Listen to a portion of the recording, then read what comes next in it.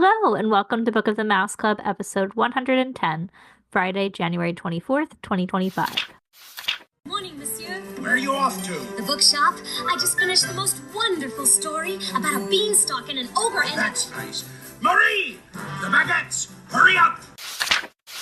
I'm sorry, but how can one possibly pay attention to a book with no pictures in it? My dear child, there are a great many good books in this world without pictures. I almost bounced clear out of the book.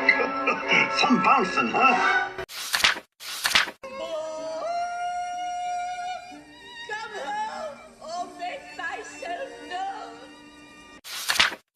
known. J. Thaddeus Turtle, Esquire. Have you never met him? You will find his story in this delightful little book, The Wind and the Willows. I've come to return the book I borrowed. Finished already? Oh, I couldn't put it down. Have you got anything new?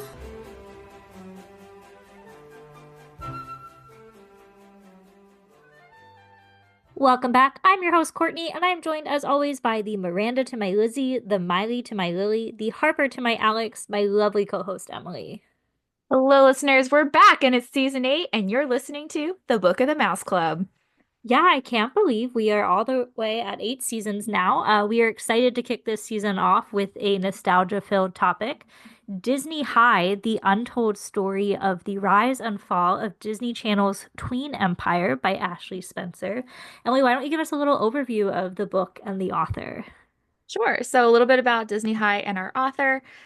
Disney High, the untold story of the rise and fall of Disney's Channel's Tween Empire by Ashely Spencer was published in September 24th, 2024. So, only a few months ago. It's a pretty recent book by St. Martin's Press, which is an imprint of St. Martin's Publishing Group.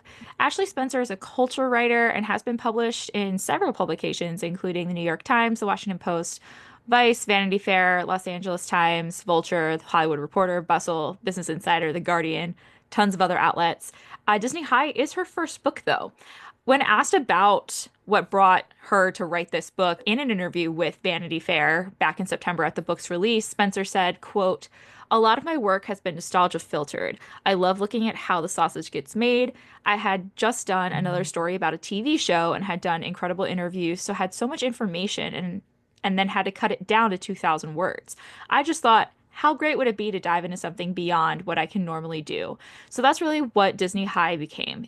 Being able to look at both the stories of these individual people, shows, and movies, but also how the network moved beyond a kid's cable channel into these multiple avenues that dominated pop culture and imprinted on a generation. End quote. Perfect. Thank you. I think that's, some great groundwork here. I also wanted to consult our favorite resource, Disney A to Z. So this is the entry from that for Disney Channel. The cable television network began broadcasting on April 18th, 1983, with 18 hours of programming a day. On December 7th, 1986, the Disney Channel went to a full 24 hours. The channel became one of the fastest growing pay cable services, reaching over 35 million subscribers after a little over a decade on the air. It was originated under the leadership of Jim Jamiro and continued by John Cook and Anne Sweeney. The channel features a mixture of Disney films, original programming, and family entertainment purchased from other producers. Many Disney films have had their world television premieres on the channel. Until 1997, the channel published the Disney Channel magazine featuring articles, columns, and program notes. In 1993, the channel began a transition from premium to basic cable service, eventually expanding its reach to over 80 million homes. Gradually, starting in the mid-1990s, the channel instigated a new programming strategy that emphasizes 9 to 14-year-olds, the tween years, through original series and movies. Beginning in March 1995 in Taiwan, a number of international channels were launched in such countries as Australia, Italy, Brazil, and the Philippines, totaling 24 of them by 2005. The Disney Channel officially dropped "the" from its name in 1997 to become Disney Channel. By January 2019, it encompassed 47 Disney channels available in 33 languages worldwide. So, yeah, I think that's a great overview there. It was fun over on our Instagram. I posed the question with a bunch of Disney Channel logos, which era resonates the most with you? And we had some fun responses over there. But I think for you and I, this is our era. So let's This is definitely. get into it.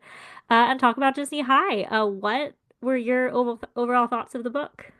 I had so much fun reading this. You brought it to my attention. You had listened to it first on audiobook, yes? Yeah, it came across my Instagram, my personal Instagram, in a targeted ad like right after it was published because I read this in October. So if it came out September 24th, I think they just had really highly targeted ads and they found me.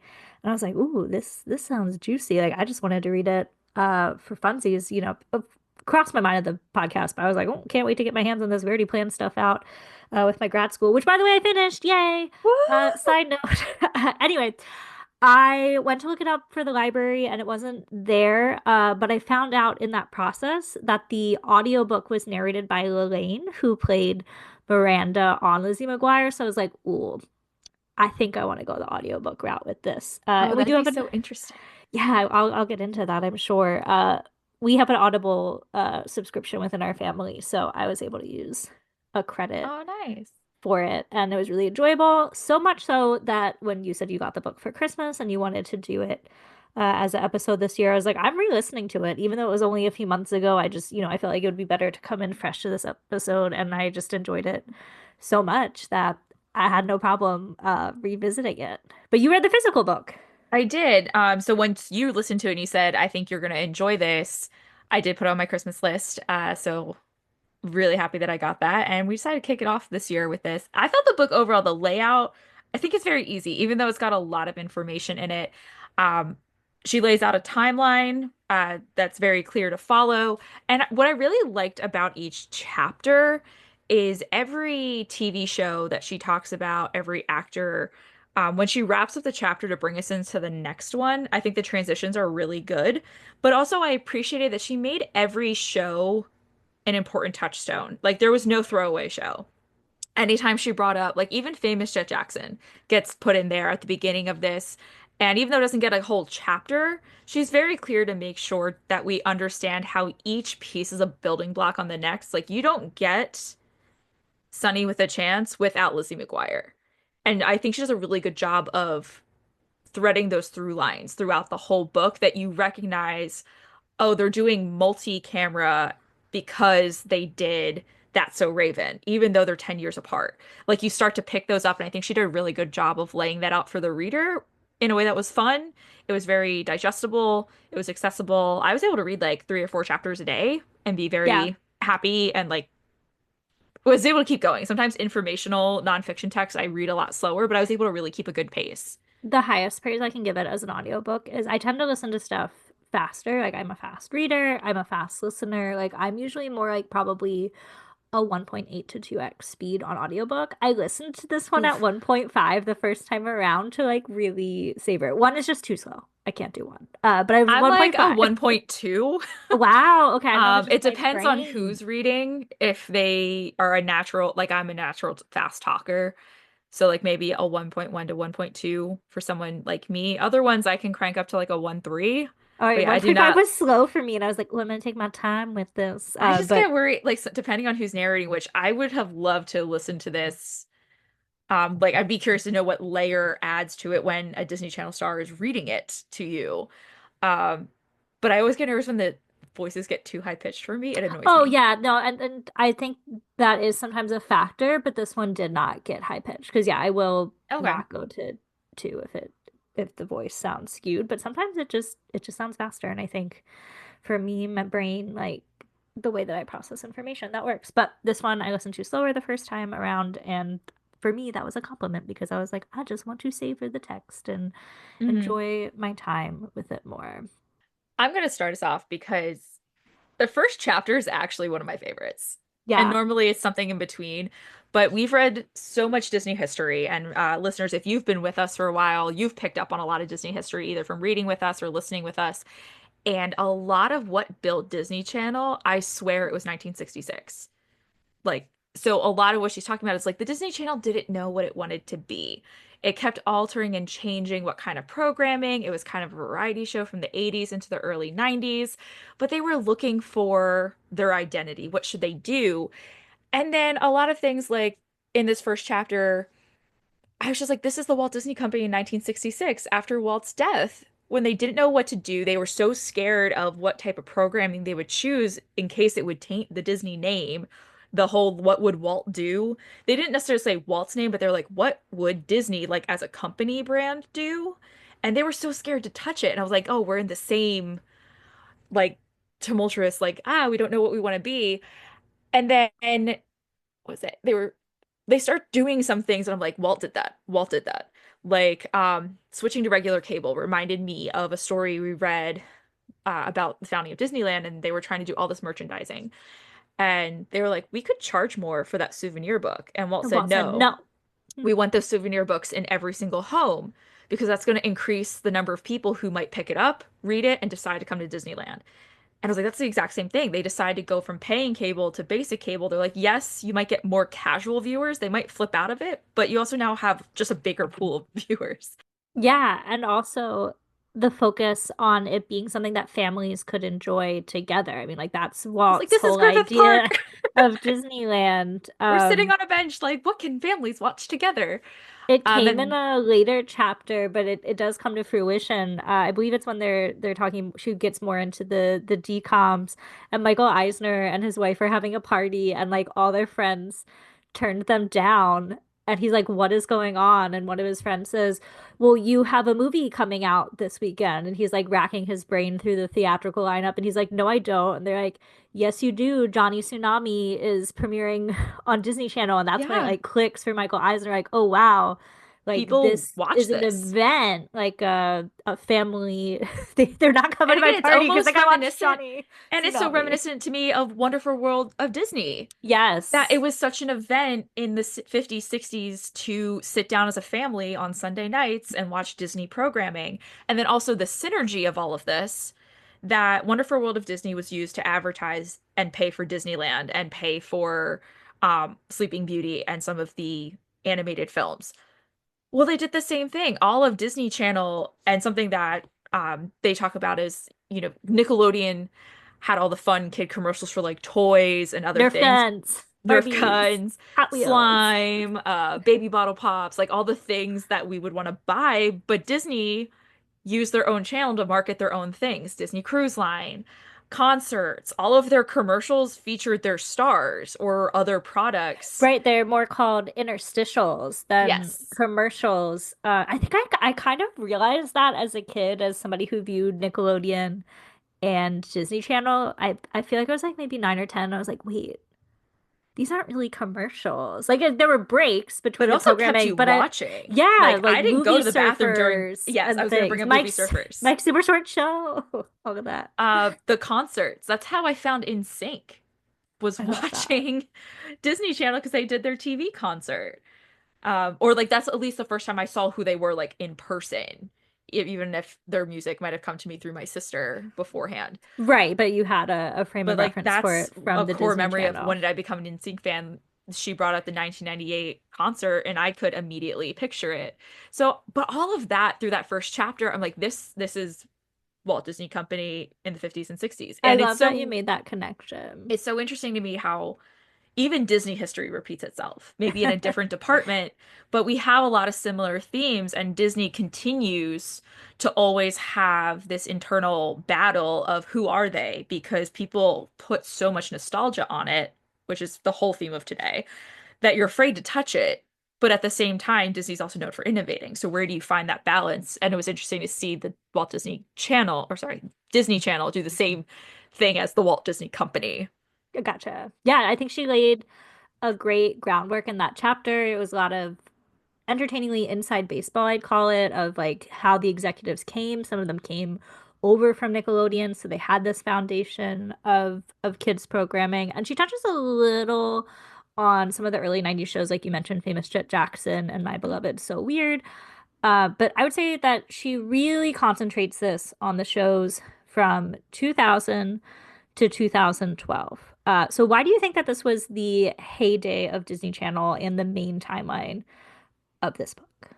I think I'm gonna tip my hand to something else we want to talk about later about like how Disney Channel not drops or like falls apart, but like how it's not quite where it is today as is before. I think it's the perfect mix of television access, social media, and the connectedness of, I don't know, just that age group. Like we had access to TV. Putting it on basic cable was brilliant. We're all watching television after school. There Yes. is social media where people are sharing stuff and starting to engage in a larger audience, but it's In the still latter not half of that. right, but it's still not what we have now. We don't have streaming. We Right. No don't have TikTok. right. Like I got Facebook. We're gonna put ourselves in this, age ourselves a little bit. Like I got Facebook in high school when I was a sophomore in high school, so that would have been 2008. Oh, I was an early adapter. I was 2006. I had to deal with my parents did not let me have MySpace, I had a and I had MySpace. to once my sister went to college. Suddenly the argument of, but how am I going to keep in touch with my sister? Because also cell Mm. phones back then, you still paid for all of the text Oh my gosh, messaging. yeah. No, and you couldn't So it get on wasn't just like like, just text. apps. Right. So then they were like, fine, you can get a Facebook because my sister was on I Facebook. feel like I don't know. 2008 is really when Facebook took off to the mainstream. But yes, that is right in But the latter so half you of that. You're have saying the this mix, accessibility. but at the same time, we're not just staring at our phones. Like a lot of what takes Right, Disney iPhone's not Channel. till 2007, and I would say iPhone really didn't take off. Like I didn't get one till 2012, which is the Right, end and of we don't the have timeline here. apps. Like if you wanted to go on Facebook, you still had to log in to a website. If you wanted, Instagram was not a thing yet. Vine comes a little bit later. Um, but because we don't have total social media only to occupy us, we still were watching television. And we Yeah, didn't have streaming networks to pick and choose what we only wanted to watch. If you wanted to do that, you were turning to a DVD. So you still had that TV-ness of, well, let me flip through, and you had paid programming and you had the things you wanted to watch. So like you said with the DComs, it became an event. Friday night, it I'm really watching did. DCOM. You didn't want to miss it. I remember how High School Hmm. Musical blew up and being in my eighth grade math class the next day, and it was all we were talking about how cute Zac Yeah. Efron was. So I think just that perfect mix, because you needed social media to start, like we started following these stars. This is what makes the Disney Channel, like makes Selena Gomez, Miley Cyrus, because now we could meet them They reached the outside of TV. stratosphere. Yeah. But I think it was still not so much that television was still a very prominent medium, the way like our Right. parents also understood television. Now, for I would say, people, the tweens now are mostly on, I'm assuming, TikTok, but also any show that they want to watch, they can watch it whenever they want. There's no, Hmm. what I would call, and I think is used in the industry, appointment viewing. Like, no, you gotta sit down at 5 p.m. because that's when Lizzie McGuire is on, and Yep. it's followed by That's So Raven at 6. Like now I could just pull up and watch all of Lizzie McGuire Yeah. in one weekend. So whatever, the popular show of now is, I mean, I feel like there's stuff that they weren't even producing for a Disney Channel, like High School Musical, the musical, the series is a great example. That would have absolutely been a Disney Channel show back in the day, but she makes this argument towards the epilogue, like a lot of that has now shifted to To being Disney. content exclusively on Disney Plus, which I completely understand the strategy there, but we're just so fortunate to have been It'd there be within so this interesting time to frame. know, I'm sorry, to go off of that, like to know now if you could talk to people who are running Disney Channel, what they decide goes to streaming and what they decide goes on the channel. Like, is Yeah. it that different, or are they trying still for appointment viewing, or is Disney Channel now a lot of rerun type Like, are there things? still DComs? I'm sorry, I should have looked this up beforehand, but like To my knowledge, yes. they're still But going? I only Okay. know what's going on Disney Plus now. I do have Right. YouTube TV. I should like go check out and see what's I on feel Disney like, oh, Channel. okay, they're definitely still doing like the Descendants stuff. Yes. Like there was a Okay. new, I remember from the Disney Christmas parade, Hmm. there was stuff around that. But I feel like it was okay, it did air on Disney Channel, but within 24 hours, it was on Disney Plus to Yeah. view immediately. I want to place us a little Yeah. bit. Um, and I'm sorry, viewers or listener viewers, viewers like we're on TV. We're in Disney Channel We're mode. in Disney Channel. Listeners, if you're like us, this will feel nostalgic. If you're younger, we don't want to hear it. Um, If you're but older, just to we give also don't want to you hear it. the timeline here, this book concentrates on 2000, 2012. And we go, these are the shows and DComs that she specifically highlights. She does mention other stuff that happens in between, but these were the milestone turning, like big pieces that she decided to write about. So Even Stevens, Lizzie McGuire, The Cheetah Girls, That's So Raven, High School Musical, Phil the Future, The Sweet Life of Zach and Cody, Camp Rock, The Sweet Life on Deck, Hannah Montana, Cory in the House, Wizards of Waverly Place, Jonas and Jonas LA, and we end with Sunny with a Chance. So in this time period from 2000 to 2012, this is pretty much our childhood. We're Yeah. in late elementary school, fourth, fifth grade, all the way up till you and I both graduated high school in 2010. Mhm. And so we were sophomores in college. Yeah, and what I want to call out there is while I had probably stopped watching Disney Channel at that point, I was still aware of everyone in here because you and I are the same age as Miley Cyrus, Selena Gomez, and Yeah. Demi Lovato. So while I do drop off somewhere, like I didn't watch the Jonas show, I was definitely aware from social media, as you mentioned, of like what Miley, Selena, and Demi were up to because they were our contemporaries in our age group at that point. So it kind of chronicles our Disney Channel watching journey and then people who lived our dreams and were Yeah. our age and made it to Disney Channel. So it felt super relevant to me, even if like some of the later shows, like I knew what Sunny with a Chance was, but I can't tell you I've watched an episode of that. Yeah. I watched even Stevens, but I think Lizzie McGuire is really the first start for me. And I would say like shows that I watched like all the way through all the time. I would go through Hannah Montana, which might seem a little late. Like I'm a freshman in college, No, but that's the one that I stuck around with too. We're the same but person. it started in 2006. So Yes. if you're So a we were loyalist and you're in like, middle I've been watching school. Yeah. this, I wanted to see that finale. I wanted to know how it ended.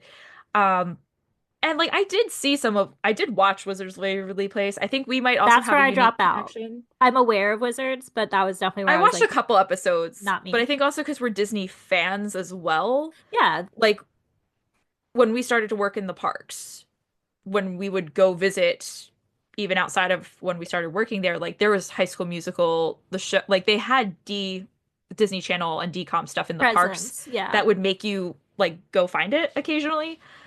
So like I watched one or two episodes of Sunny with a Chance, a little bit of Jonas 'cause I had a lot of friends that were Jonas Brother fans. that makes sense. But yeah, but I would say Lizzie McGuire to Hannah Montana is like I watched all of it. Yeah, I'm a little before you. We got Disney Channel in 97, I think when it was still like a premium part of it was you could add it to your basic cable, but it was still like an upper tier. Like I just remember for my fifth birthday, I got Disney Channel. Like that was Yeah. my present. Um, and they would do the interstitials, and I remember them promoting the Even Stevens musical episode. And I had Yeah. never watched Even Stevens, but I was like, I want to see this because I am a child who loves We went musicals. to the The moon moon, in 1960, 1969. not 1970, but a year soon. Lunar. See Like the you gun in your can't not. head. You already got the baby bottle pop, the commercial Baby jingle bottle pop, in baby my bottle head. pop. Sorry. No, it's fine. Now it'll be in our listeners' head. I was gonna say I hadn't really watched Even Stevens. Like that was the first episode of it that I watched. It was clearly an established show, but I was like, oh, okay, I like this. And I feel like Lizzie McGuire might have been on by the time that musical episode rolled around. I'm not really exactly sure of the timeline there, but I wasn't even Stevens girly. But yeah, for the most part, this book was our childhood. Were there any other shows or DCOMs that resonated with you? So she, I think we hit the ones. Lizzie McGuire for sure. Like I loved Hilary Duff. I love Lizzie McGuire. And I think when we look at some of the leading ladies, which we are going to talk about, Lizzie, I think is the most relatable I would because agree with that. She's a like Raven girl. yeah, like Miley in That's a great point. Hannah Montana gets to be a pop star, which is aspirational, but I can't relate to that. Raven Um has psychic so powers, yeah, so I can't relate to that. Um I'm trying to think of that's who a the other no. Yeah, no. I mean, Sunny with a Chance. Even though I didn't watch it, I Sunny with a gathered from the Chance, I'm book not an actress. she So like they're gets to fun be on the and show. Yeah, yeah, they're fun and aspirational to me out of that Lizzie's lineup. just a regular girl, and Same it's with Christy not Carlson fair Romano, but I that think we. I was still a little too young because she's in high school in her show, No, they're whereas both in middle school. She just Christy was. Carlson, Yeah, she looked like she was were in high they? Oh, school. I thought they Yeah, were a they're little both. older. Yeah, she's in eighth grade, and Lewis is in. No, she was definitely like 18 playing a 13-year-old Yeah, there, so I could understand the confusion. But they are both. but They are Lizzie both in middle definitely school. hit the most, I think. And she talks about in the chapter that all of her stories are very much like, what is it like to go shopping for your first bra? What is it like to change in a locker room? What is it like to get in a fight with your friend for the first time? Things like that, they're just so incredibly normal, but they made it so much fun also with the animated character. Like, how could you not like that Love. breaking of the fourth wall? It's not fair that we didn't get the grown-up Lizzie So McGuire not fair. Disney Plus show that was planned because Lizzie should have aged with her audience, and I would have been here for that to see how they tackle things that we're now dealing with in our 30s. Maybe one day. No good deal ever, no good idea ever really dies, I like to think. So Yeah, especially in the Disney, especially in yeah, Disney. maybe we'll be 50 and we'll finally get like the big, you know what, we're gonna do it. Lizzie McGuire in the old people home. Maybe. I did watch one or two of the reboots of like That's So Raven. I did watch like the first Oh, episode. Raven's home. Yeah, Raven's Home. Not that Boy Meets World was Disney Channel. Boy Meets But World they was aired ABC it. Family, but then Yeah, they when they did Girl Meets World, I that did was watch a Disney couple Channel. episodes because I only cared about seeing the original cast. What And happened to once I Boy? got to see everyone like one time, I was like, I'm good. So let's talk about this age group. Tweens are such an overlooked viewership, and she mentions that in the first couple chapters that like no one wanted to work at Disney Channel. No one wanted to market to kids, and like Nickelodeon had the hallmark on that, which also loved Nickelodeon. But once Disney was like, tweens, and everyone kind of looked down on it until they started getting ratings and money and everyone was tuning in and they could like show the numbers. Why do you think though tweens is such an overlooked viewership? And even today, we discount that middle school year so much. I think from a marketing standpoint, and by no means am I a marketer nor am I going to claim to be, but I would guess that it had to do with buying power. Like teenagers typically, are having their first time jobs. Like they're gonna be the ones buying CDs back in the day. Like I'm thinking like MTV and TRL. Nickelodeon is running the commercials, and so like toys, toys, toys are a younger set that can influence their parents. So I just feel like from an advertising standpoint, it was maybe their purchasing power was overlooked. But as we learn within this book, they quickly unlocked the purchasing power of tweens and all of the merchandise tie-ins that you could do for those Yeah. GComs. I mean, High School Musical was like the number one best-selling movie for TV, like released on home video. The soundtracks and tie-ins that we get with a lot of these productions and a lot of these actresses to singer pipeline. So for me, my hypothesis was around a monetary value or a perceived lack thereof for the group. Did you have any thoughts? So something that stood out to me, something I thought was interesting, um, was the 65 episode rule. I might have the number slightly off, but they No, that had is, it is. essentially like you get 3 seasons and that's Yeah. it. And I thought that was so interesting because like you're not putting that together as a kid. And I never would have put together like, oh, after 3 seasons it's over. We'd been like, oh, it's just not popular anymore. Or today we're so used to like Grey's Anatomy is on how many seasons? NCIS has 20 some seasons. Like we're just so used to shows continuing. But then I thought about it. The tween age group, what I think in teachers, okay, from a teacher standpoint, there's a very select group of heroes that love to teach middle school. I am not one of them. I was in a seventh grade classroom for a couple months and I never wanted to go back. But it's such a tumultuous time period. There's so much change, not only from that elementary mindset of like how your physical day is structured, but that's when the hormones are hitting. That's when you're doing a lot of exploration into your identity, as you're starting to gain independence. But it's a very short time. Like middle school years, it's 3 years. It's shorter than high Yeah. school. It's shorter than elementary school. And then I was like, oh, that's probably why they're only doing 3 seasons. Because you're going to stick with 2 or 3 shows and then you're going to age out of this channel. So it's a hard group to market with because their tastes change so fast. And I think Disney found a way to keep doing that, that if you only do 3 seasons, they're then going to tap into what are the new current trends. What are the things like these tweens like now? And that's why Lizzie McGuire doesn't last through 3 or 4 Well, and seasons. also your actors are Yeah. aging, so like that's reaching a point where they're kind of done with it. But also, I think they had shared as well the logic behind it in the book was that 65 episodes was enough to just kind of, I don't want to say run it in syndication because it was all just on Disney Channel, but enough to be like, all right, we have a healthy dose of like Yeah. episodes that we can air without repeating the content too much. Okay, but I was such a loser when I was a kid that I was aware of the 65 episode rule because I didn't quite get it. I was a little nerd who would like read IMDb trivia for fun and Wikipedia, and it was after Lizzie McGuire, but like maybe I was like reading the Wikipedia on Lizzie McGuire and it was like and Disney's 65 episode rule, and I was maybe like 14 and went down a rabbit hole of the 65 episode rule, which they eventually break. Like Raven, that's the Yeah, there's reason a she couple. surpasses it and hits What did it say? Like 100. 104 episodes was the longest Yeah. running. Um, but I wondered though, like how that also fit if you're trying to continuously cater to current tweens, your market's continuously No, changing. Whereas it like my makes parents have been watching sense. CBS for decades. At some point, you're the same viewer. The stuff you like is the stuff you like, and that's just such a tight time period to try to keep people. And then you've got to basically, I don't want to say restart, but you've got to refresh. And maybe you do have plenty of things that you can do recycling, but your prime time spot has to constantly be changing with the new group of such a short Yeah, I time was span glad that you're that marketing to. she went into that. Another big theme that I saw here was our leading ladies. The book does have some in-depth coverage of Shia LaBeouf, of Even Stevens, the Sprouse brothers and their Sweet Life shows, as well as the Jonas brothers as both performers, TCOM and Disney Channel show stars. But I would say the main focus really was on the female leads of the shows. So why do you think that they got more page space? I think there's a couple things. One, she talks about a lot in the book that they always struggle to get boy viewers. I don't say male viewers, but like they're younger. So like male viewers being a big part of their audience. Female viewers, they found you could make a boy central show like Disney XD still attracted more female viewers.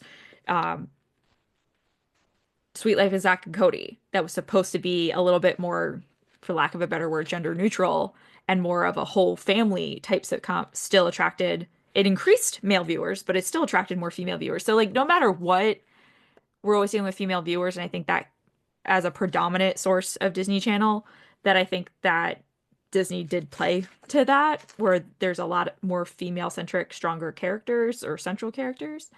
Um, but something else, and I'm sorry if this takes a dark turn. I'm trying to find the quote and I can't find it. But I think it's Cole. It's Dylan or Cole. I think it's Cole Sprouse who says it in the book. She quotes him that when it comes to how they get the hype, like Miley Cyrus, Raven-Symoné, uh, Selena Gomez, they're getting the hype. Dylan Cole Sprouse were popular, but they were not getting followed by paparazzi nearly as much. They were not. And he says, I'm going to paraphrase that, there was an obsession with sexualizing the female character, the female leads. That just didn't happen with the male characters or the male actors who were on Disney Channel. Jonas Brothers were incredibly popular, but they were popular also for their music, not because of their show. And like just so their experiences were so different, and a lot of the experiences that she talks about in this book about how Disney had to figure out how to operate, especially with growing media, was because of unfortunately scandals that happened to the female leads. Yeah. And I feel that also an important distinction of the female leads is, starting with Hilary Duff and beyond, there really was the aforementioned pipeline of female TV star to singer. The Jonas Yes. Brothers were already a band that was not part of Hollywood Records, which we'll get to. And then we're like brought into Disney Channel, whereas everybody else, what starting with Hilary Duff is the blueprint of, oh, we can make them have a singing career too. And you don't see that for the Sprouse twins or Shia LaBeouf. Like sometimes people Yeah. would appear on like the Circle of Stars singing Well, thing. they I even think mentioned there's they're like, we're like just AJ there. Trouth was like, I don't know why I'm here, but but like these other ones are I'm lip they're singing. going on tour. Aside from High School Musical, but I feel like that was a collective group thing. It's not like Zac Efron ever went on to have a pop star career. Right. He certainly excelled really well in musical films like Hairspray and has been this triple threat actor, but I would say primarily when you think of Zac Efron, you think of him as an actor who can sing versus like people who had this dual pop star TV actress uh lifestyle. Do you have a favorite leading lady of I feel Disney like as Channel? a child it was Hilary Duff for Lizzie McGuire, but just looking at it now as a 30 plus year old, I really like Miley Cyrus. Yeah. Uh I like what she's done with her career since. I think because Miley and I are the same age, I got to grow with her. Hmm. Hannah Montana premiered right when I was like at the end of eighth grade or starting high school. So that was, like you said, one that I hung on to. Whereas Selena Gomez is also the same age, but like Wizards of Waverly Place premiered deeper into my high school time period, and I was very busy with extracurriculars. Yeah. But I feel like as I was graduating college, Miley Cyrus is doing Can't Be Tamed. Her music, like she Hmm. does her Wrecking Ball stuff while Yeah. we're in college. Like just as far as somebody who that I've enjoyed following since Disney Channel, Miley is my fave. If we're thinking what was on Disney Channel, like yeah, I was a Hilary Duff girly for Lizzie McGuire. I think I'm the same. I have really enjoyed Selena Gomez though, after like the post Disney years as well. I love Only Murders in the Building. I think she's Nice. brilliant in that. I really enjoyed that. I think she's done a lot to talk about her experience, and talking about mental health Demi and too. yeah, Demi Lovato as well.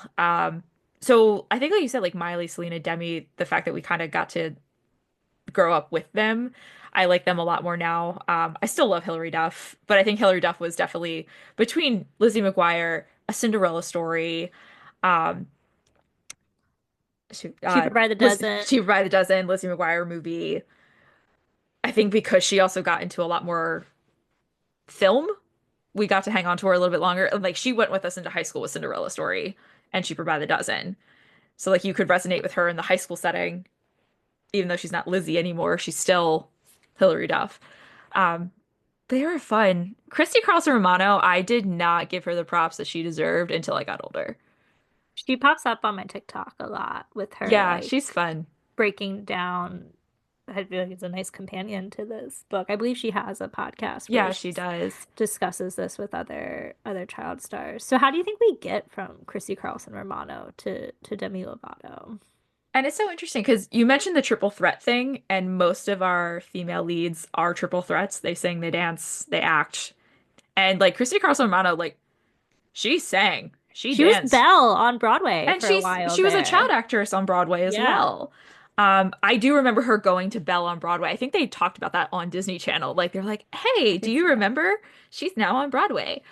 Um, but yeah, like she doesn't get the same treatment. Like Hilary Duff's the first one, like that Hollywood Records, um, the Disney Channel to Hollywood Records pipeline that I had no idea existed. Like you knew they went into music, but I had no idea it was still Disney. Like did not connect when I was a kid. Um, she didn't get that. And I think that jumping off point made that difference, like you said, for everyone else. And they didn't, and maybe because she's in the earlier age, like social media, by the time Even Stevens is over, social media is not hitting that age group to No. help launch her from the people who do know her beyond that career. Yeah, and they touch on it in the book that it feels like Disney Channel didn't really know what to do with her because she was the straight man to Shia LaBeouf. I mean, straight Hmm. woman, but you get what I mean. Like in the comedy term, straight man Yeah. is the foil to like your comedic relief. Shia LaBeouf's Lewis Stevens was the very zany, crazy kid, and she was. I mean, I'm gonna say like her character was uptight, and so. I'm afraid that she kind of got typecast because then when she enters the decom realm, she's also the uptight, ROTC officer to Hillary Duff's cadet Oh my gosh, I forgot about Kelly. Cadet Kelly. Yes. Yeah, so I think she just unfortunately got pigeonholed in that regard. It's interesting. I had heard her talk about this. It appeared on TikTok, and it also briefly got mentioned in the book that she was up for Princess Diaries Yeah. as a finalist, but then didn't get to like go to her final audition because she had to work overtime on Even Stevens. It's just like, wow, like I mean, asks and thinks about this a lot herself based on her TikTok. Like, what if she had gotten Princess Diaries, which Would had we have Anne launched Anne Hathaway at all? Hathaway's career? Yeah, I mean, I'm glad we got Anne Hathaway. Like, no shade to Christy Carlson Romano, but it's just interesting to think about because I do see like I could see why she was up for for that role. Also interesting that they're both Disney. So like they couldn't, and I mean she does talk in the book that a lot of these Disney has so many different entities, departments, Oh, you mean avenues. Princess Diaries was Disney? Wait, yeah, so Princess Oh, okay. Diaries is Disney. Disney's making it. Oh, like She's why also on a couldn't Disney show. they? Like, why not just be Yeah. like, hey, she's got an audition? But she does talk about in the book how like a lot of them don't clash. Like the music, Hollywood Records, there's such a like we keep saying the word pipeline. There's such a connection between the Disney Channel and sorry, Disney Channel, no the, and Hollywood Records, but they didn't always get along. The way they wanted to work, the way they wanted to do stuff, and we've How they seen were these gonna market. experiences in the parks, like the goals of merchandise is not the same as the goals of entertainment. And that doesn't mean everyone's goals aren't valid, but they do clash sometimes, and it can make it hard to make different groups work together when they're have different leadership and different people, even though they're in the same company. But that's interesting that they couldn't be like, hey, we want to see her for Princess Diaries. She's on the same lot. I don't know. Was What? it the same lot though? Probably not. Oh, maybe not. But still, like that is interesting. I didn't think too much about that. So I keep bringing up Hollywood Records. I want to talk about Disney music. Were you a Disney radio listener? We didn't have Radio Disney Sorry, in my Radio Disney. town. Yeah, no, we did not have it. Like I What? remember looking it up and it was not in Baltimore. So, Oh my no, I gosh. was Radio aware Disney, of Mount Radio Holly, New Disney. Jersey. Shout out to New Jersey, I guess. Like I was aware of it from the Disney Channel I advertisements and like loved it. being in the theme parks and seeing like the Radio Disney Broadcast Center at then Disney's MGM Studios. No, I was not a Radio Disney, but I again was a nerd. And I did know that Hollywood Records was owned by Disney. See, I did not at all. But I think it's because I mean I know you went to the parks too, but I think I went to the parks more growing up. My connector was Disney's Rock and Roller Coaster. Is Hollywood Records. Well, no, it's G-Force Is it Records. G-Force No. Records? I am making a Uh, fool of myself right now. I should uh, know this. my connection to it was though when you were in the queue, even though it was G-Force Records in the story of the ride, they later replaced it by the time you were working there with like the Magic Band interface that would be Hmm. like appearing live from Baltimore, Maryland, Courtney. Like it was reading people's Magic Bands and having fake posters. Before they put the digital displays in, again, synergy, the posters in the queue were all for Hollywood Records. So it was like posting Oh, for yeah. Ali and AJ, Hmm. Hilary Duff's Metamorphosis. So like I had made the connection being like, oh, literally all of these posters are for Hollywood Records. And I also read Wikipedia because I was a nerd. So See, like, I again, remember those posters, I'm but I did pretty not remember sure Hollywood Records I on there. just went down a weird Disney Channel rabbit hole one day, clearly, and it's retained in my brain. But it defines us as a generation. We listened to, I loved Hilary Duff's stuff. I had I the loved the Christmas new, album. Her hmm Christmas album was so good. I think I found out recently that it's on Spotify, and I was like, yes, Why Not is a nostalgia. great song. The new stuff that Miley Cyrus is doing, how they transitioned her from Hannah Montana to The Miley Hannah Cyrus. Montana Meet Miley Cyrus See You Again song was like definitely embarrassingly on my iPod all through high school. I was like, this is a good song. I don't Yeah, care. I'm not ashamed. there was so much stuff I listened to, and I loved Radio Disney. I don't know why I said Disney Radio earlier. Duh, Radio Disney. Um, Also because I loved Disney Mania. Oh, And Disney Mania, we do yes. have to thank Hilary Duff for Disney Mania because they were trying to figure out how do we launch all these stars? Well, just sing stuff that's in our catalog. It's fine. We'll see if it's fine. Um, they were like trying out how can we get our stars, and they're like, well, we already own these songs, so we might as well see if that. I love Disney Mania, They especially were good. Disney Mania 1 and 2. I want to complain are not on Spotify or Yeah, Apple what's going Music. on there? That's a You bummer. can get 3, 4, 5, 6, 7, but not 1 and One 2. one is the most iconic. Like, come on. Yes. But like I love that stuff and I would beg my parents. They didn't love listening to Radio Disney, but Saturday mornings when I was in a bowling league for 8 years. It was a family style bowling league. So my sister and I did bowling for 8 years. So Saturday mornings was dad and daughter time. I don't know how much of that was my mom wanted us out of the house. Um, but my dad would take us to the bowling alley and Radio Disney was what we listened to. Like that was Radio Disney time was Saturday mornings. See, I'm so jealous. Like, I looked up how do I get Radio Disney, and they're like, it's not in your market. But I did have the High School Musical soundtrack. Like, that was one. Like, I think I must have like asked for my birthday or something. I think I got it for Easter. That would check out timeline wise. But yeah, definitely was like, Mom, this is what we're listening to in the car. The High School Musical soundtrack and the Wicked soundtrack, completely unrelated, but those were in the same time frame. It was really interesting to read those chapters, though, of how much thought went into tween family music because you want pop, but is it quote what they would deem appropriate? Like the obstacles they said they went through to like, does this have any sort of innuendo? Does this have any sort of, or even if they wanted to do a cover, you got it's almost like Kids Bop of how much can you take or not take. Um, so that was enlightening because as a consumer, you're not thinking about that. You're just excited to watch your TV shows on Disney Channel and you're just excited to listen to the music. And like she said in her interview, seeing how the sausage gets made really is enlightening to think about how much thought went into that type of programming. So you mentioned High School Musical. It's the middle of the book. It's also the middle of the 12 years covered in this book. It's 2006 and its release. I think it's clear that this is a turning point for Disney Channel. What did you get out of that? Yeah, I mean, it's a turning point in many ways. It's really the peak decom.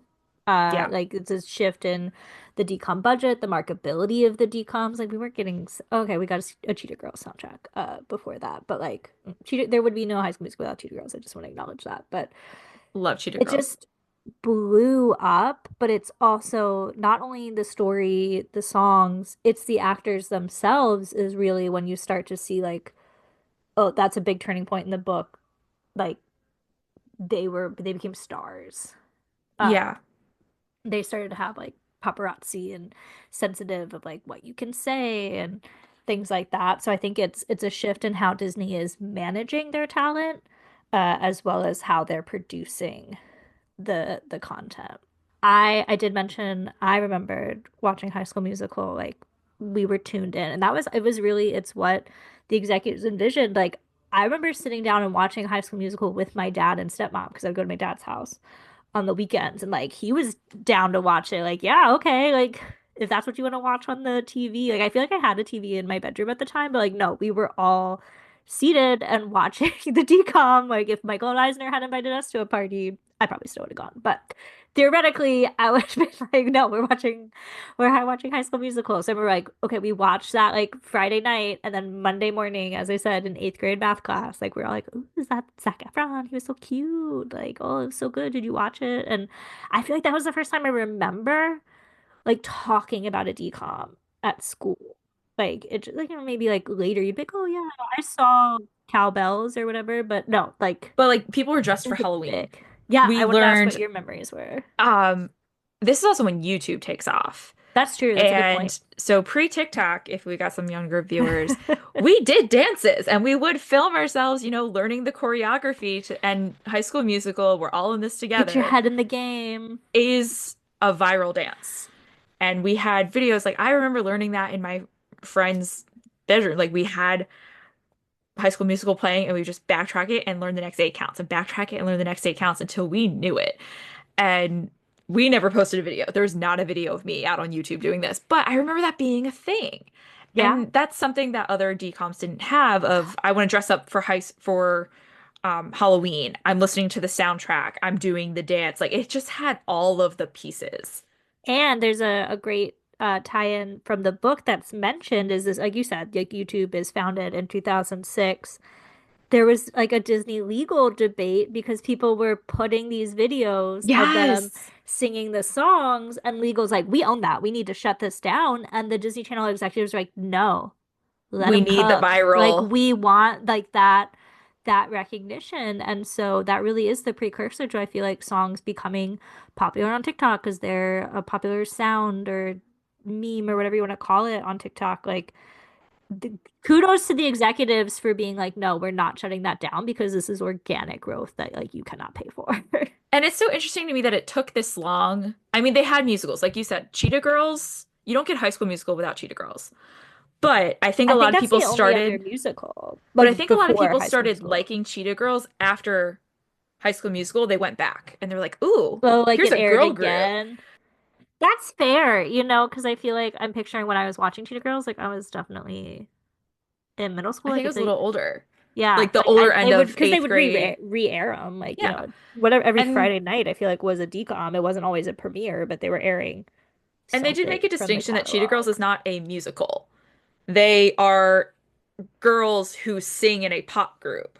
They don't randomly break into song. Like But there's the a later difference. two they did, but then that's Yes, the after. later You're two. right. That's after High School Musical. And So it's so that's a great interesting point. to me that it took until 2006 because Disney Animated Studios learned the Oh power yeah. of a musical Excellent 10 point. years before in 1994 or Yeah. 1980, not even that, In 1989. 1989, like Sorry. 15 I years. went to It's Lion crazy. King first, but like we Girl, knew you just that musicals erased Howard work. Ashman from the Pantheon. It's not my day, folks. I don't know why I'm like forgetting all of my Disney everything knowledge.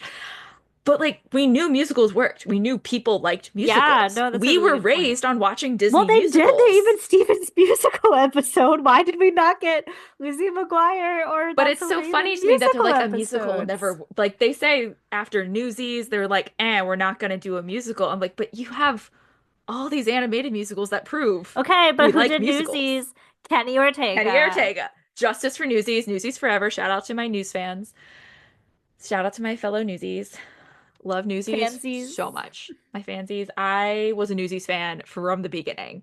Kenny Um, Ortega got his due. He's like, you know what? People didn't see the vision with Newsies, but by the time he rolled and Hulk Hocus Pocus, which is not a musical, but I was thought it also was Kenny so funny. He Ortega. said that he accepted High School Musical because he was just desperate to have a job.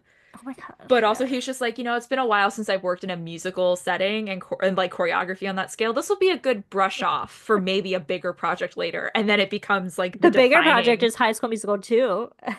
And High School Musical, I find a lot of parallels here to Toy Story, at least for our generation. Like we grow up with this. So High School Musical comes out in 2006, which is when I'm graduating eighth. We're graduating eighth grade going Yeah. into high school. So it is the beginning of high school. Then you get High This School is what it's Musical gonna be 2 like. when we're in the middle. I remember High School Musical 2. I had a party with my friends. It was like full on basement sleepover, and we were down and ready to watch this. But then our senior year, a bunch of friends and I, when it was in theaters, that was like High School Musical 3. Toy Story 3 and High School Musical 3, defining moments of we're going to college soon, and here's the end of our Disney Channel whatever, and these three trilogies, amazing. I want to tell you my High School Musical 2 story. I love that you had a party, but I think my story is also a testament to how big it is because I was on a cruise with my dad, my stepmom, and my stepsister. It was, of course, a Disney cruise. Look at the Um, synergy of your life right the now. synergy, it's all coming together. But just like to show how big Disney knew High School Musical 2 was, they're like, we got a bunch of kids on this ship. Like, they're not gonna want to miss High School Musical 2. And when you sail on a Disney cruise, one of the fun things is that there is something called funnel vision. So the iconic big red funnels on the top of the ship. One of them has a giant, like, mega technology LCD brightness TV screen. So they'll frequently just be showing classic Disney films throughout the day that you can enjoy from the pool. Well, they're like, we're showing High School Musical 2 live from Disney Channel on the Disney cruise. And I Oh my gosh. remember it was pirate night on the Disney cruise, which is one of these like Amazing. fun deck party things. And so my stepsister and I were like, we are not missing High School Musical 2. And my dad's like, okay, you guys are gonna sit on this pool table, not like a pool, like a pool Yeah. deck table. You're Yeah. gonna sit in these pool deck chairs at this table, and y'all can watch High School Musical 2 and also save us our seats for Pirate Night. So my dad and stepmom went off and did whatever in the adult area of the ship because they're like, yeah, like we were teenagers, like they were cool to leave us. They're like, yeah, okay, you're saving our seats. Fine, go watch the movie because I think the movie, ended at 10 and then 10 is when Pirate Night kicked off. But I also remember that of course, they were streaming it live from Disney Channel. So, what was being promoted that aired after High School Musical 2? Hannah Montana Meets the Jonas Brothers. But I didn't Uh, get to watch Hannah Montana Meets the Jonas Brothers because we had Pirate Night. So, How to catch the rerun. well, I don't even think I saw the rerun, but once, once Disney Plus rolled around, I remember uh, Doug, my husband, uh, like went back to visit his family, and I stayed home, and so I put on High School Musical 2, and then I was like, wait, I I have to can watch watch this. Hannah Montana Meets the Jonas Brothers immediately Amazing. afterward as God intended. So I finally did And get to those have that crossover experience. episodes were amazing. Oh yeah, like That's So Sweet Life of Hannah Montana. So all that to say, I So know that's a good. really long-winded story, but I feel like just the fact that like on a It's an Disney cruise event. vacation, the Disney like the captain, the cruise director, Yeah. whatever you want to chalk it up to, were like, no, like these And kids are you were gonna want to watching watch it. Fabulous poolside Oh my God, while we Sharpay were. was I poolside. was living my most fabulous life. That's just it's such a core memory for me, and I love that you have one too, like having a party with your friends. Yeah, So like think very quintessential millennial did you have a sleepover? sleepover. I was gonna Like say, was it it a was a sleepover sleepover? in my friend's Yes. basement, that her furnished basement that had like the Love. cool den vibe of like we've got You're like, big this is where we're L-shaped booking chairs and ourselves. like Ooh, yes, sofas you're speaking my and all the language. popcorn, ordered pizza. Like it looked like a what some people be like, oh, it's like a tween. It was a tween sleepover, even though we Yeah, were in high school. you just I mean, we were also epitomized musical people. this We were in book. marching band, we were in choir, like we were this was my color guard group. So I did Love. marching band color guard. If people did not know that, I spun flags and rifles and sabers for 10 years. So like this was very much what we did. We were dancers. We were You were in all in this musicals. together. We were all in this together. So we cared so much about it. And then yeah, after that, like we get Camp Rock. You don't have Camp Rock without, and we Oh loved Camp no, Rock just as much as High School Musical. You get Camp Rock, you get Lemonade Mouth. I kind of fell off on Lemonade Mouth. That I one never saw was it. Is it a good? little later. I saw clips, like I saw the musical numbers, but I didn't actually watch the film, Okay, if that makes sense. I'll go watch Um, it. Like, I so and probably then like like it. another teen movie, or was it Teen Beach Movie or Oh yeah, something? Betsy, my college roommate that you know, but I'm Mm. now explaining for our listeners. Betsy and I did watch Teen Beach Movie like as a rerun. We're like, oh, that seems cute. Like, well, I don't think we like tuned in Because live, the but we guy that saw did that it was. Austin from Austin and Alley, isn't that? Is See, that I don't him? know Austin and Ally. I mean, I know it was a Disney But you Channel don't show, get but Descendants. I never no. watched Descendants, but like that's Descendants is like the The High sentence School is yes. Musical of this That's a generation. 100%. That they got at least three or four of them spin-offs. Yeah, and also Kenny Ortega.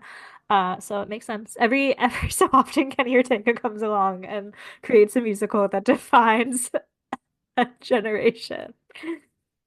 He Very knows well. us. He knows us so well. I want to bring up some fun random things. I didn't. There's just stuff I want to talk about that I don't know why. There were quite a few Taylor Swift references, and we are Swifties, and I was very happy. Because like she was hanging out with Selena Gomez. She Oh was yeah, they're in the Hannah besties. Montana movie. She She did a was song dating Joe Jonas at some dating point. Joe Jonas, forever and always. Um, but she doesn't become a Disney Channel star. I And wouldn't I'm have curious, like, expected even her though to. she's me neither, but it is interesting to think about all the people that she was running around with and is still friends with today. A Look, lot of them were on Disney. So why do you think she got out of I that don't or want to didn't? get hate mail. I love Taylor Swift. And she's a talented music artist, but I've seen Valentine's Day and I've seen Cats. Like, please don't come after me, Swifties, because I consider myself a Swiftie, but we need to be honest here. Acting is not her forte, and so that is why I don't think she entered the Disney Channel Yeah. pantheon. And I think they also, when they talked about, again, you brought up the pipeline, how Jonas Brothers were different than like Miley, Selena, Hillary, is they were a music group first. And then we saw with Jonas Brothers, like they did well in Camp Rock. People liked watching Jonas, liked it enough because it's them, but Yeah. it didn't take off. Jonas LA was only 2 seasons. They fell short of the 65 episode rule. So I think Taylor Swift is the same thing. She was a music artist first. She was so established at that point by the And time, like, she becomes, I think actually, if my Taylor Swift knowledge is correct, the reason she becomes friends with Selena is Taylor was dating Joe Jonas, and at that point, Selena was dating Nick Jonas. And so they uh like went on a double date, and that's where their friendship spawned. So I would say 75% of that group was already established in their Disney yeah, Channel and her career at first that record, time. I remind my current high school students, they're like, "Oh my God, you're a Swiftie?" I'm like, "Please." Her debut album came out when we were in high school. So I've Don't been there describe the ancient text to me. I was there when they were written. exactly. So I think the same thing. She's already established as a music artist, like the Yeah, Jonas Brothers were. I think they kind of got roped in because Hollywood Records picked them up, was there. Yeah, whereas she was with a different label. Big Machine. So it would have been curious though to see, like, depending on, I don't know if Hollywood Records was ever in the running. She was a country artist. It's a very different genre, I think, than what they normally produce. Yeah. No, could have Um, been. It's interesting to think but I did about. find it interesting that we get a lot of Taylor Swift references. You see her pop up quite a bit in this book, because she's with these stars. It's the right Yeah. age group. They're running in the same social circles at events, but she herself is not a Disney Channel star, even though we do get her in the Hannah Montana movie. Oh yeah, she'd have a little cameo in that. So yeah, I she thought that was entered. fun. I She's like seeing all the herself, Taylor right? Swift references. Yeah, I think it's just her performing at like a local event. Like the scene is they go to a honky tonk or something and she's Gotta revisit performing that one. the Hoedown Throwdown. Hold down, throw down. I remember I knew that. that dance too. Hoedown That would have taken Throwdown. We're all in off this on TikTok. together. I think it did make a comeback. Oh, At did least it? I'm not See, on I'm like, TikTok. I was I just, was I'm like, never on TikTok. But on you're a Reels, I true do remember it millennial. You making can it. I am a true millennial. I watched the I'm on TikToks Reels. that went viral a I'm a month ago. casual TikTok user. I own my rule is I only watch it when I'm on the treadmill, so it's like my little like Gotcha. exercise dopamine, and I have not been on the treadmill recently. So But I do remember Hoedown Throwdown making a comeback on Reels. okay, Maybe that's not the fun. most viral comebacks, maybe No, but because of the okay, algorithms I follow, it was it popping up a knew. lot, but it did make a pseudo comeback.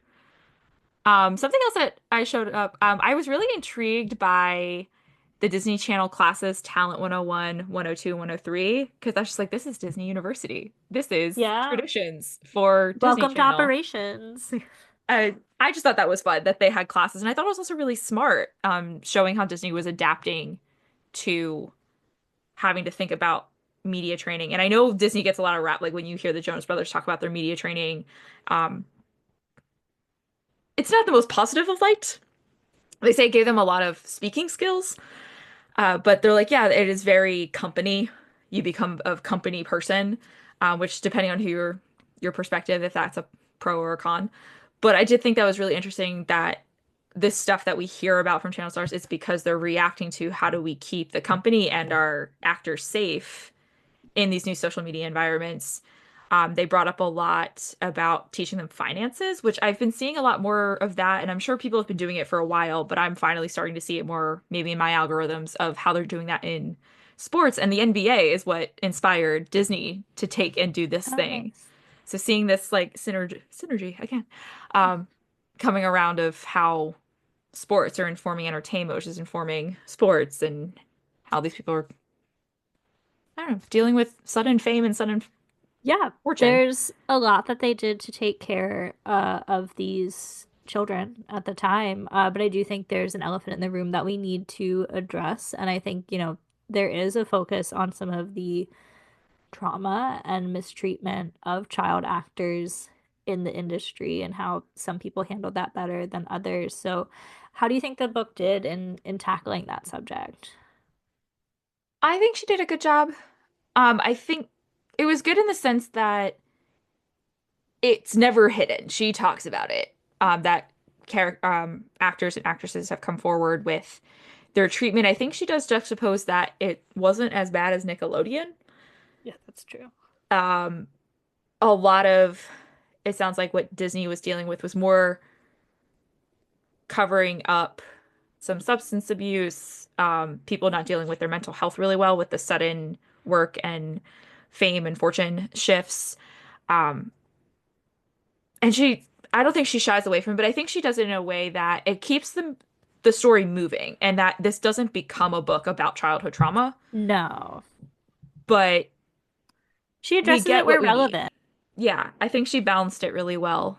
Balance is the right word because you wouldn't want her to shy away from that because then it would feel like, oh, like you're covering this up. But she does so, I would say, delicately and respectfully. Like you can't not acknowledge that that happened to Demi Lovato. Like Demi Lovato has Yeah, addressed some of that herself. She's quick to kind of qualify that Shia LaBeouf made a whole movie called Honey Boy about his experiences, but that maybe he stretches the truth a bit. So there's different sides of yeah, things. But I was actually pleased to learn in regards to Vanessa Hudgens' leaked photo scandal, how much they stepped up to support her. I feel like yeah, people would assume like, oh, shut that down, she's out of the movie, but I believe it's Anne Sweeney, one of the main executives, like calls Vanessa into our office, and you'd think like, oh, this is gonna go like she's gonna get reamed out, but no, like she's like, I'm so sorry this happened to you. Like, we're gonna do everything we can. Like, you were a minor when you took those photos that you never intended to be leaked. Like, these things can happen.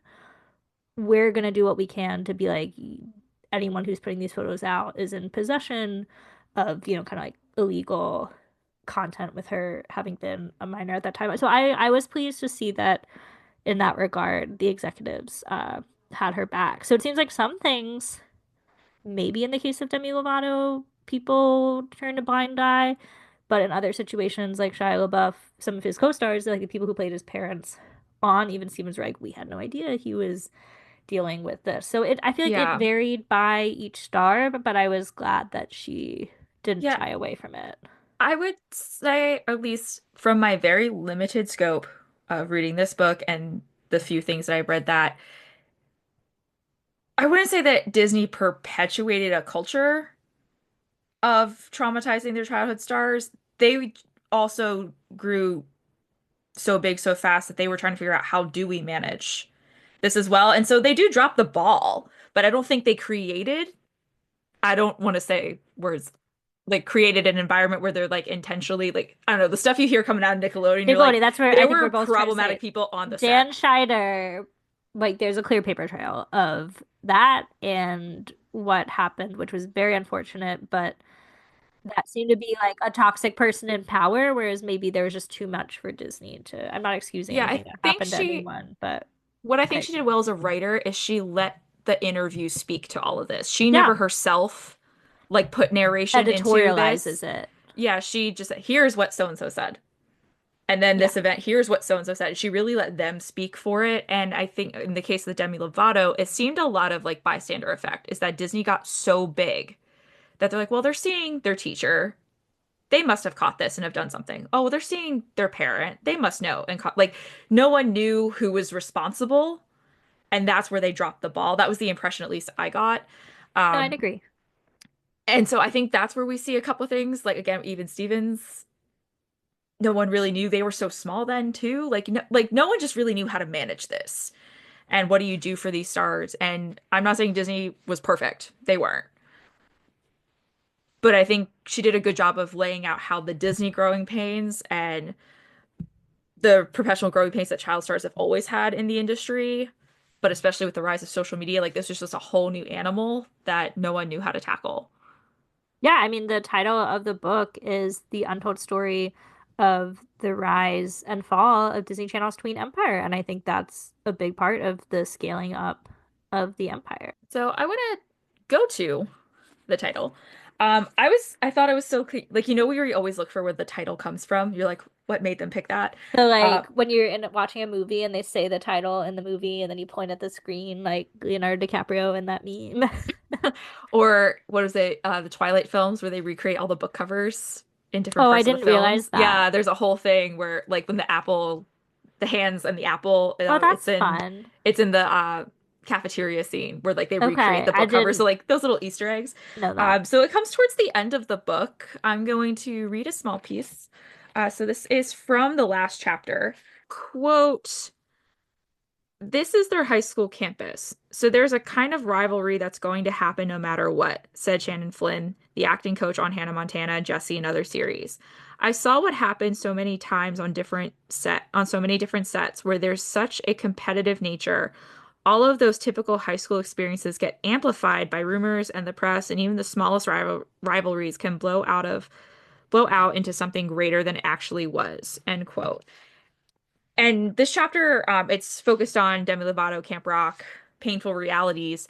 So this is where some of that later trauma, but also how some of these actors start as really good friends and then end a little indifferently in their friendships. But also some of the things they're seeing on their shows as Disney Channel is getting more and more popular and they bring on more and more shows. And they're trying to do the Circle of Stars and all of that synergistic fun stuff. Do you remember the Disney Channel games? Oh, yeah, they I didn't touch loved on that in that. the book.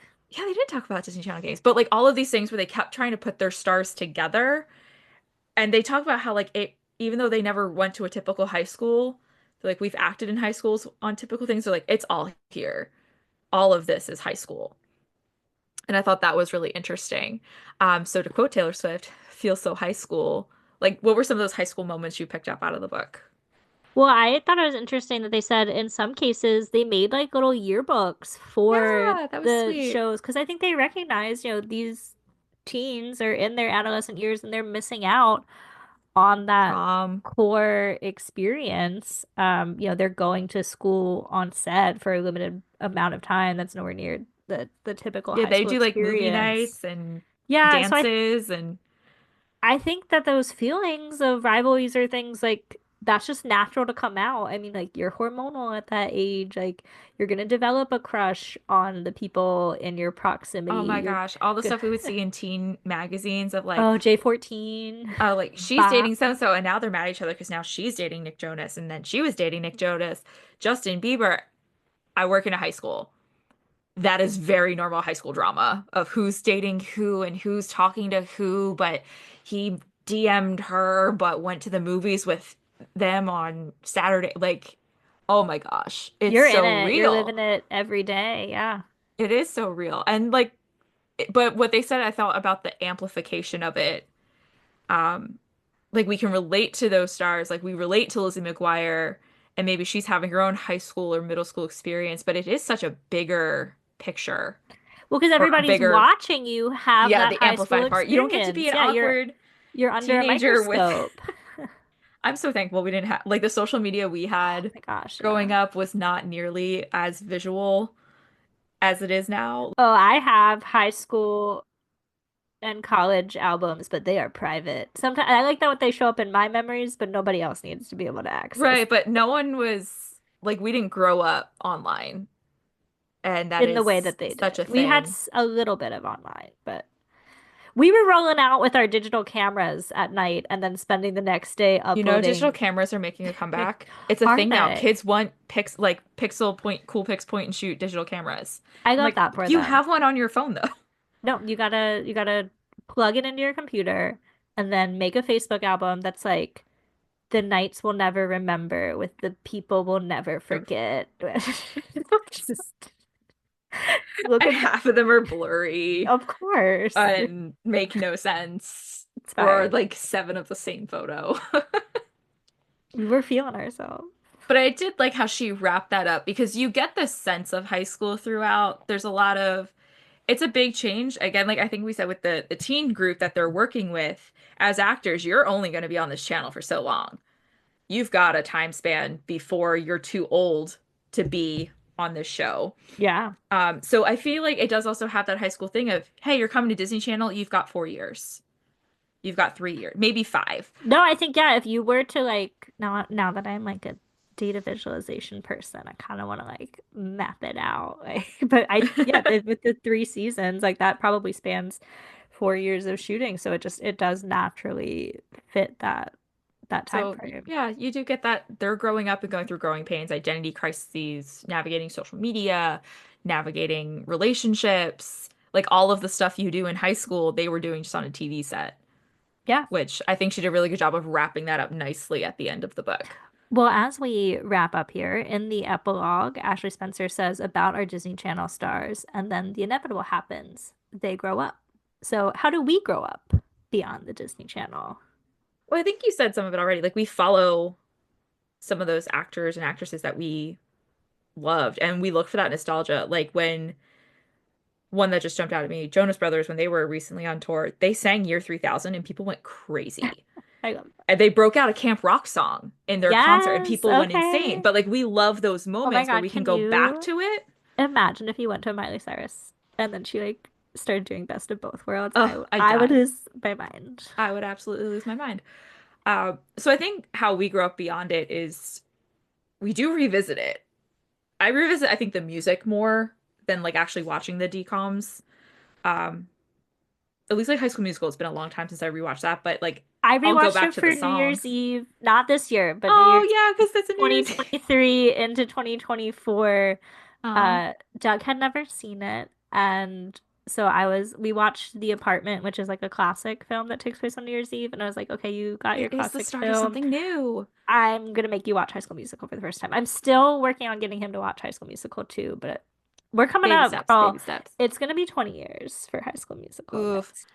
I feel like on DComs, I go back more to like Smart House, Oh, and okay. I loved Smart House. I wish we got a That little was, more into those early decoms. Like stuff was kind of mentioned as an aside, like AJ Trout's yeah. You Wish, but I want a decom deep So dive. I liked like that. Like I kind of go back to some of those, but like when it comes to Cheetah Girls, I love the mute. Like I go back to the music sometimes when it pops in my head, but not necessarily to go rewatch the whole thing. But I think how you grow up beyond it is now with Disney Plus, we do go back and watch them. But I think it's There's just a whole, following I those don't know if you people. noticed this on the Disney Plus home screen. There is now, I'm gonna use air quotes, channels on Disney Yes. Plus that are just like a live stream. Like you don't know what's gonna play, but if you're just like, oh, I just want something in the You pick background, like a like vibe, like yeah, a there's like theme. a seasonal one, but there's one called Throwbacks, and a lot of it is Disney Channel. Like they'll air an episode of Hannah Montana, they'll air Smart House, they'll do some other stuff like theatrical releases, like Freaky Friday with Jamie Lee Curtis and Lindsay Lohan. But it's a whole Is vibe. Bug Juice on there? Oh my gosh! We didn't Now I bring up want to Bug Juice. know if Bug Juice was like barely touched on the book, but it did get It's so mentioned. early. I'm It's like what, going to just 1995? like the first reality TV show. Yeah, because I feel like I was watching the reruns in 97. I was a little young for it. Like I was kind of mad when Bug Juice was on because I was like, I'm trying to watch Bear in the Big Blue House, but okay. I mean, we didn't even get into Playhouse Disney. That's a whole Yeah. different thing. But oh How my did God. you grow up beyond Disney Channel? How did I grow up beyond Disney Yeah, Channel? I mean, I'm still a Disney adult, so I think so too. We just perpetuate. I'm You don't grow still up from Disney Channel. here. You just bring other people in. Yeah. Girl, we are sitting here on a Disney podcast. That's true. Like, what do So you now we mean? just think How about it do we grow? We're existentially. here. Meta, wait, We girl, just we get are very meta talking about about it. Disney Channel for over an hour. I don't think we So did. how you grow up from it is you start to analyze it. Yeah, okay. Bug Juice is not on Disney Plus, and I'm sad. I just verified that for us. You know what? I bet that's one of those where like it's on YouTube. Like they're not hunting that down. So again, to wrap up, this book's really the heyday of Disney Channel. Disney Channel's still popular, but where do you see Disney Channel now compared to the Disney Channel we know? It is far more animation heavy, I can tell you that. Okay. Just into my psyche, because again, I don't grow up from Disney Channel, I guess. When I am in a hotel room traveling, I will just put Disney Channel on for background music, mostly, but not music, but like content, Yeah. because I'm like, there's not gonna be like super loud commercials. I'm someone who needs content to fall asleep, so like Disney Channel is usually my bedtime. Also, in our household we are very into Bluey. Yeah, So Bluey's always on. a lot of because there is Playhouse Disney. No, sorry, no. Now I'm aging myself. There is a Disney Junior channel, but there's still a Disney Junior block on Yeah. Disney Channel. So like usually when I like wake up in the morning at a hotel, Bluey's on. I'm like, yeah. Bluey. I don't even have to think about what's on. But I will put Disney Channel on for bedtime, and it is all like Big City Greens animated show, The Miraculous Ladybug. I rarely, I mean, not that I'm tuning into Disney Channel at home, but when I'm traveling and I have Disney Channel on, I don't know the last time that I saw live action content. I'm sure they're still airing some, like I think there's maybe something called Bunked, but it is not. I feel like we skewed more live action in our childhood. You had the Mm. Proud Family. You had Phineas and Ferb. Purpose later. That was when we were in college. Well, maybe a little bit in high No, we watched school. some of that in high school. Okay, yeah, okay. One of my friends So loved Phineas and Ferb in high school. Like it's a she great loved show. the No theme shade. song. I do really like Phineas and Ferb. I feel like I came to Phineas and Ferb a little late in college because I was babysitting, and the people that I babysat really liked it. And I was like, this is a great show. So no shade to Phineas and Ferb. But no, it was that was your animated content, and it was really more these 30-minute live action shows. It's interesting. Sorry, now I'm just gonna go down a weird path. Go with me here. Um, for me, in my brain as a kid, Disney Channel was live action content, and Nickelodeon is where I went from cartoons. I know there were live action shows on Nickelodeon, but I did not watch Drake and Josh, Victorious, iCarly. Those are around the same time frame here, but for some reason, I was a Disney Channel live action girly and like a Fairly Odd I Parents, did SpongeBob, watch Nickelodeon kid. iCarly. I I'm did sure it watch was great. iCarly, I don't know why I wasn't drawn to it, but if I but had to yeah. pick one over the other, I was going Disney To Channel. Disney Channel. Yeah, I think that's just I prefer to watch that. So it's interesting. I feel like now it is heavily cartoons. And maybe it's, I don't know, maybe I don't know what's on during the day or prime time because I'm putting on Disney Channel at 10 p.m. to go to bed in my hotel room. And I can just tell you, it is Big City Greens and whatever the Miraculous Ladybug is. It's some kind of superhero show. I don't even think Disney makes that one, but I think it's French. It's Hmm. on. So to me, Disney Channel today is quite different from the Disney Channel tackled And in I the think we're seeing that with a lot of content as we're getting older. Another tangent, maybe. yeah. Um, but like talking to my friends who have kids, what are the shows that kids are watching outside of Bluey? It is a lot of bright colors, fast-paced shows, and we're seeing this backlash, or not backlash, but millennial parents taking a step back. I'm seeing more and more millennial parents that are like, we're not watching this because it's too hype for their kids, and they are going back to Disney Plus to like watch Bear in the Big Blue House and things that more that we grew up with because they are slower paced, they're more muted colors, they're a little less like the dopamine's just not as strong. Yeah, this was super random, but I was like at a doctor appointment and the nurse was, doing blood work and I was like, please distract me because I will pass Yeah, I out. don't like blood work either. And I don't know, like I was just like she indicated she had kids. I was like, oh, like what do they like? Blah blah. Like, it was around Christmas time. Like, what's big for Christmas? And she was like, you know what I like to show? She was around our age. She's like, I've been showing my kids Pepper Ann on YouTube. She's like, there's a bunch of Pepper Ann, much too cool for seventh that was grade. a Disney one Saturday morning and then Toon Disney. But like, yeah, Recess, it Pepper made me Ann. think that like people have put these shows on YouTube. They might not be on Disney Plus, but like she's pulling them up and she's like, all right, I know that this was a good show because I liked it. Like Yeah. she seems to be making that So I'd same be curious to see because yeah, like I'm not choice. watching Disney Channel. I'm going to Disney Plus. I might pull up some things that I loved from my childhood. But something she alludes to in the book is that especially with the rise of streaming, where people can pick a lot of what they want to watch and binge it, Yeah. it's harder. Disney Channel still exists. It's still in, what did you say, 37 countries? Um, but the programming maybe is not as strong as it used to be just because of the way we're consuming media.